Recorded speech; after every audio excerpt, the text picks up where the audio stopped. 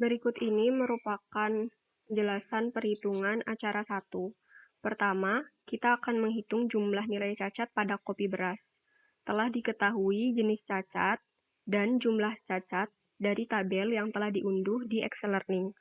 Kemudian, cari nilai cacat berdasarkan SNI biji kopi pada tabel ke-7.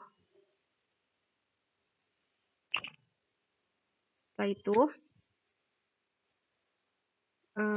kita hitung jumlah nilai cacatnya. Caranya dengan mengalikan nilai cacat dikali dengan jumlah cacat. Kita hitung semuanya. Lalu kita jumlahkan. Didapatkan dari pemeriksaan uji berat 100 gram kopi beras, nilai cacatnya itu sebesar 43,6. Untuk bagian yang kedua, kita akan menentukan kualifikasi mutu kopi beras. Nah, total jumlah nilai cacat yang diperoleh lalu dimasukkan ke nilai cacat kelompok 1. Ini. Untuk mengetahui kualifikasi mutu biji kopi membutuhkan 300 gram biji kopi. Jadi nilai cacat kelompok 2 dan kelompok 3 bisa diperoleh dari kelompok lain yang masih satu shift. Kita asumsikan nilainya demikian ya. Kemudian setelah itu kita hitung totalnya. Dan untuk mengetahui kualifikasi mutunya, maka kita bisa melihat dari SNI tabel ke-6, tabel ini. Karena nilainya 177,7, maka termasuk mutu 6. Rentangnya itu jumlah nilai cacatnya 151 sampai dengan 225.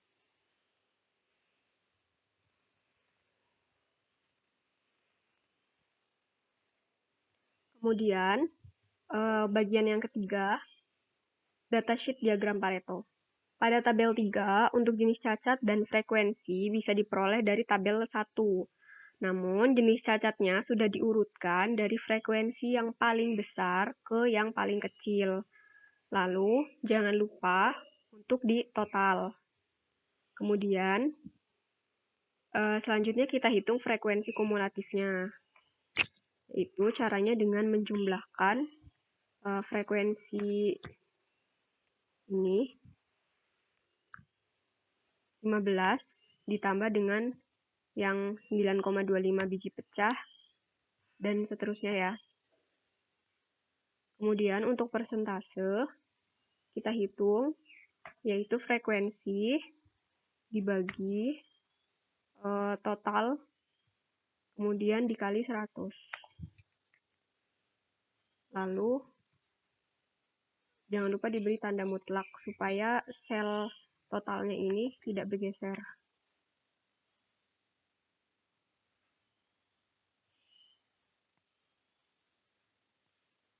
Oke, kemudian jangan lupa untuk ditotal. Untuk persentase kumulatifnya, caranya sama dengan menghitung frekuensi kumulatif.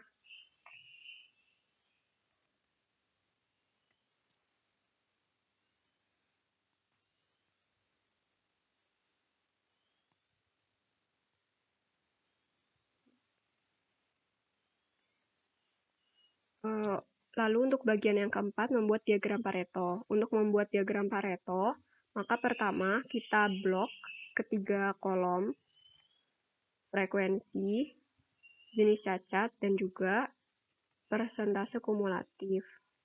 Kemudian pilih insert, pilih yang cluster kolom 2 dimensi, lalu klik pada diagram yang warna merah, terus kita pilih format data series, kita ubah jadi dari primary axis menjadi secondary axis.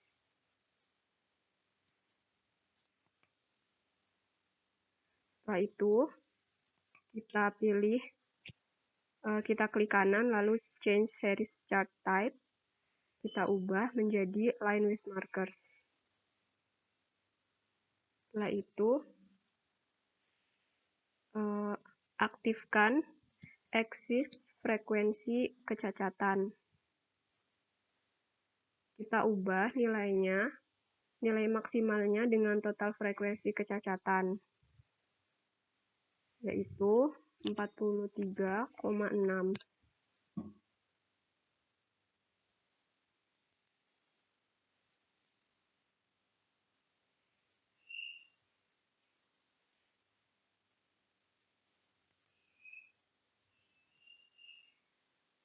Untuk minimumnya 0. Kemudian kita aktifkan akses presentasi kumulatif, minimumnya 0 dan maksimumnya 100. Setelah itu, kita aktifkan diagram batang, lalu kita ubah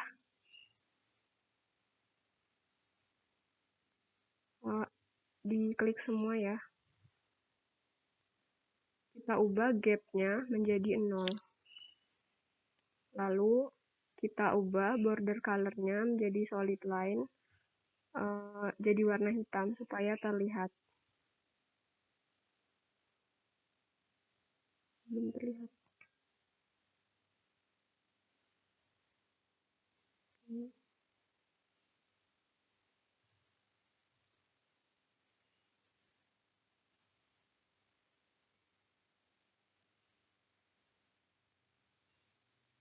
Kemudian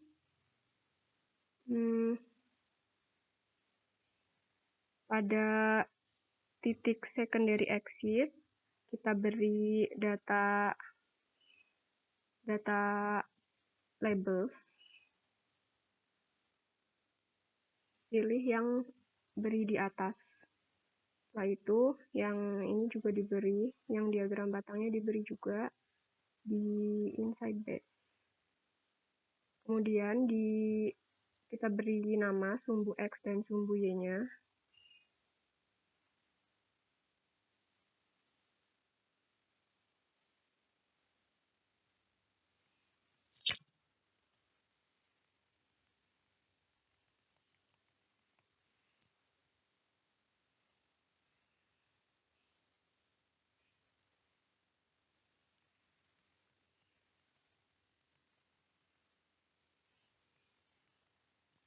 Setelah itu kita beri judul tabelnya.